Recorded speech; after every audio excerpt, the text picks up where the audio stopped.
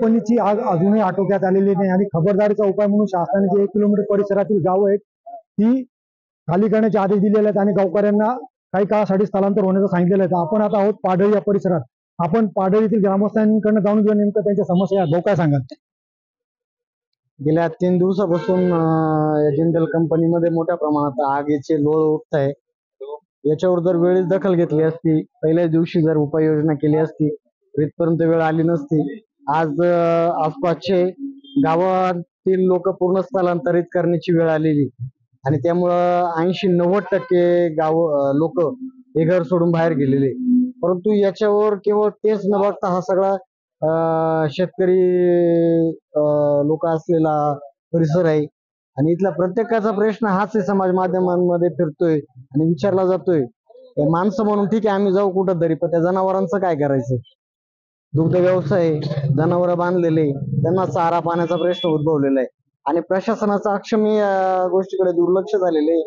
फक्त काहीतरी सोशल मीडियाच्या माध्यमातून मेसेज फिरवले जातात किंवा तलाठी, ग्रामसेवक यांच्या एक सूचनेनुसार किंवा यांनी गावोगाव जाऊन ताट देऊन किंवा लोकांना जागृत करण्याचा विषय झालेला आहे. परंतु याच्या पलीकडे धोका हा टळलेला नाही. उपाययोजना करायचं ते उशिरा सुचलेलं शहाणपणे, तर याच्यासाठी अगोदरच उपाययोजना केली असती तर चांगलं झालं असतं. दादा तुम्हाला कशा मार्फत शासनाने कोण आलं तुम्हाला सांगितलं आता स्थलांतरित व्हावं?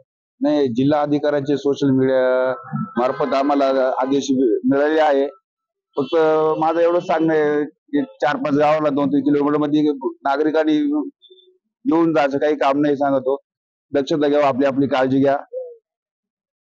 आपल्याबरोबर अजून काही दादा काय सांगणार, काय प्रश्न नाही सध्याची परिस्थिती बघता 3 दिवस झाले आग लागलेली आहे, तरी प्रशासनाकडून जितके पद्धतीनं आग विझवण्याचा प्रयत्न केला पाहिजे होता तो झालेला नाही. आणि सध्या आता प्रशासनाने गावातल्या सर्व लोकांना स्थलांतरित होण्यासाठी सांगितलेलं आहे.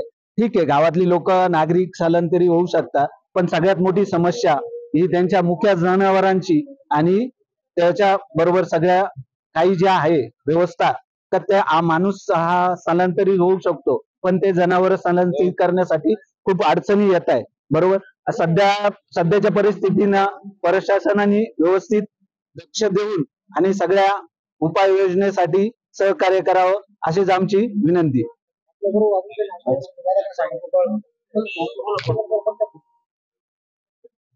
जिंदलचं जे आत्ताचं नवीन प्रकरण आहे, ह्या प्रकरणाने मागच्या वेळेस पण अशीच घटना घडली होती, तर त्यांनी त्यावेळेस त्यातून काही संदेश नाही घेतला. परंतु आजूबाजूच्या परिसराला याच्यामुळे जो धोका तयार होतोय, त्यांनी त्याच्याबद्दल कोणत्या प्रकारची सेफ्टी असे सुरक्षिततेचा विषय मनामध्ये घेतला नाही, त्याच्यामुळे असे प्रकार घडतात. कारण कदाचित कंपनीनं ह्या गोष्टीकडे दुर्लक्ष नाही केलं पाहिजे का असे प्लास्टिक जास्त प्रकारचे किती वापरताय, तर त्यांनी तशा प्रकारची सेफ्टी सुद्धा ठेवली पाहिजे. आज तिथं बघितलं तर स्क्रॅप खूप मोठ्या प्रमाणात आहे आणि त्या स्क्रॅपमुळे आग लागलेली आहे. आता जो टँक आहे, जो काही घातक टँक म्हणतो आपण, 2 टँक आहे तिथं, ते घातक टँक जर फुटले किंवा ब्लास्ट झाले तर याचा परिणाम कदाचित बऱ्याच भविष्यात बऱ्याच काळ भोगावा लागेल. त्याच्यामुळे प्रशासनाने सुद्धा याच्याकडे दुर्लक्ष न करता तितक्याच पद्धतीनं लक्ष दिलं पाहिजे. मागच्या वेळेस आदरणीय मुख्यमंत्री साहेब स्वतः भेट दिले होते, परंतु त्याच्यानंतर आज 1.5 वर्षानंतर पुन्हा तोच प्रकार घडतोय. तर कुठंतरी राज्य सरकारने सुद्धा याच्याकडे गांभीर्याने बघितलं पाहिजे. काही लोकप्रतिनिधी तुमच्याकडे आले नाहीत? नाही, आत्ताच्या वेळेस तरी लोकप्रतिनिधींनी असं दुर्लक्षित केल्यासारखं वाटतं. एवढा मोठा प्रकार घडल्यानंतर ज्या पद्धतीनं लोकप्रतिनिधींनी यायला पाहिजे होतं तसे लोकप्रतिनिधी आतापर्यंत पोहोचलेले नाही. दादा काय सांगाल, काय समस्या आहे? कंपनीमध्ये आज 3 दिवसापासून एवढी मोठी आग लागलेली आहे, पण कंपनीतून खरं काय घडलंय आजपर्यंत काही बाहेर येत नाहीये. आणि इथे जे स्थानिक नेते, मोठे मोठे नेते, त्यांचा कुठलाही समाजाला काही साथ भेटत नाहीये.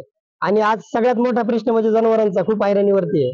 कारण का आज लोक घराबाहेर गेलेत, पण जनावरांचं काय करायचं? आज लोकांना संध्याकाळी कुठं झोपायचं ही मोठी चिंता आहे. रोज पाऊस येतोय, पावसामध्ये रात्री पण लोक बरेचसे पावसामध्ये भिजले. त्याच्यामुळं इथला स्थानिक नेते किंवा इथले पुढारी किंवा मोठे मोठे कोणी पालकमंत्री असतील, मुख्यमंत्री असतील, यांनी आज सगळ्यांनी दुर्लक्ष केलेलं आहे आमच्या या 4-5 गावांकडे. बस एवढं काय. जर पाहिलं तर अजून कोणत्या स्थानिक लोकप्रतिनिधी येथे आलेला नाहीये आणि जनावरांच्या समस्या असतील, पिण्याच्या पाण्याचा प्रश्न असेल, त्यामुळे पाणी दूषित होणार आहे आणि वातावरणातही तसा बदल झालेला गावकरी सांगत आहेत. शैलेश पुरोहित, TV9 मराठी, पाडळी, इगतपुरी.